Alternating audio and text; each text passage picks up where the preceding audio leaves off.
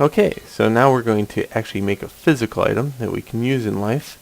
This is a great exercise if you ever want first motivation and just to get started with making things that are physical that you can actually use in life. This is Thingiverse.com, and if you type in screwdriver bits, you'll find a ton of these. So everybody has a screwdriver just about. It seems like everybody makes one. It's good. It's better than a phone case. I really hate those things. I made one at one time, and I still use it today. But I went through a lot of modifications to it to get it right, and I would say that it was a very good learning opportunity. Probably one of the most challenging models I ever made. So download this thing, and we're downloading the still file. It was called the tank, because seriously, if it fell off the top of the fridge and survived an iPhone 4 drop from that great a distance. So that's pretty good. Okay, once we get that downloaded, we can go File, Import, Still, and import that. And there we go. So, what I want to do is just make a screwdriver that has like an interactivity with forms. If we make a cube,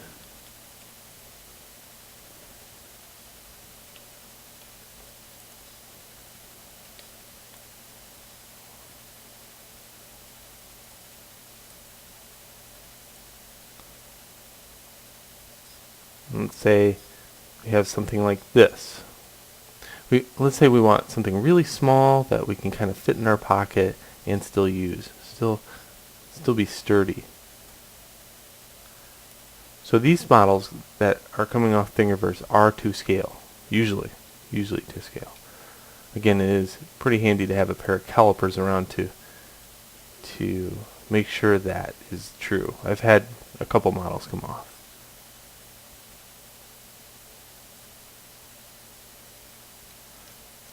Okay, so there we go. So if this is the thickness of one of these bits, this is about 3/4 of that thickness, which is pretty thick. Just for something that fits in your pocket. Remember, we have to think about tolerance. And also we have to think about, like let's say we wanted this to fold up. Okay. Tab. Now there's a couple ways to do that. How about this though? Control E. Extrude this out.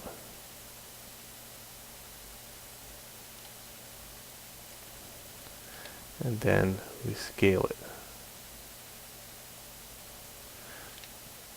Control R.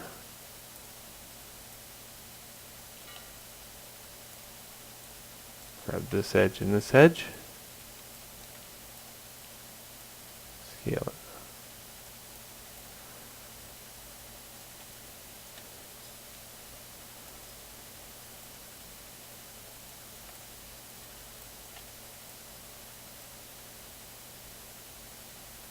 So it's a nice taper. Now that's one way to do it. Another way would have been to make a boolean in that area and unionize it. But in this case I have all quads, so whenever I'm mixing boolean with something, I like to isolate the boolean area. So in this case, let's say I wanted to punch a hole right here. Okay? I would put an edge loop here and put an edge loop here. That way the weirdness of the boolean doesn't spread to the other parts of the model.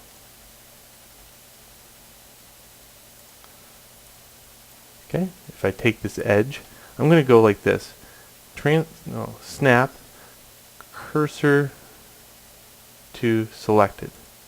That places that 3D cursor right there, and if I hit tab, I can add a new cylinder to the mix, and the cylinder is going to be 3.5 by 3.5 because I have filament that's 3.0 and I like using the filament as a hinge.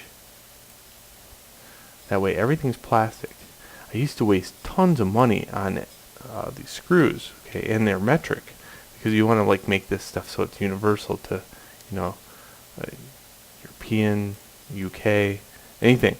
Like you want everybody to be able to use it and build it. So I would go out to Lowe's or Home Depot and buy screws, and metric screws. They're not fun to find, especially in America. Later I learned that the metric system is way more powerful than the SAE system that we have in America. And I think us as Americans should, yes, in my humble opinion, switch over, because we have created a system that is rather dumb. That's all I can say about it. So here we have this and this. This is called cylinder. This is called cube. Now what I like to do is sometimes, if it's a complex thing, I'll call this drill. Okay? Just to wrap my head around which drill bit I have. And I'll call it drill bit 3.5 and use it always.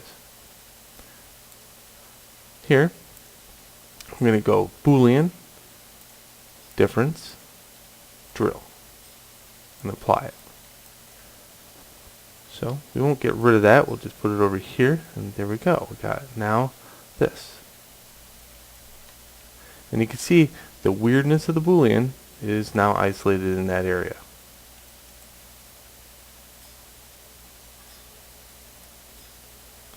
Sweet. Okay, let's do this. What we want to do is produce some sides. Well, that's pretty easy.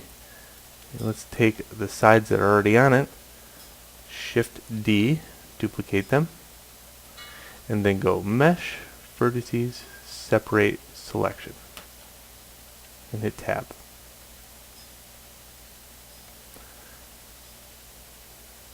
Jump into the new part and hit Tab, L on the keyboard, Control E, and we'll extrude that out.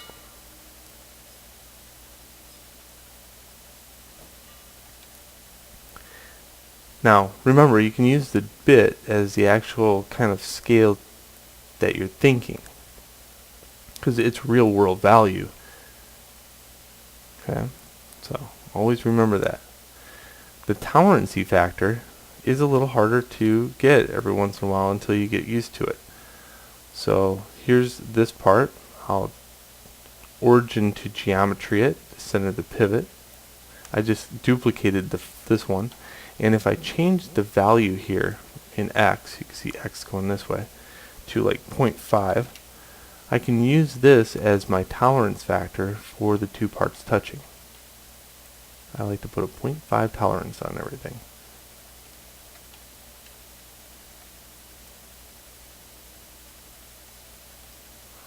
There we go. And then we can get, or move this one over to this side.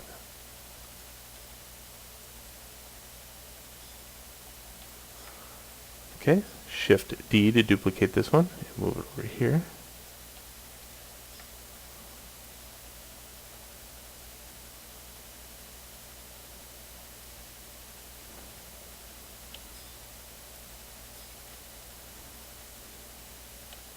Okay, checking stuff. Now we can move our little Slim Jim over there.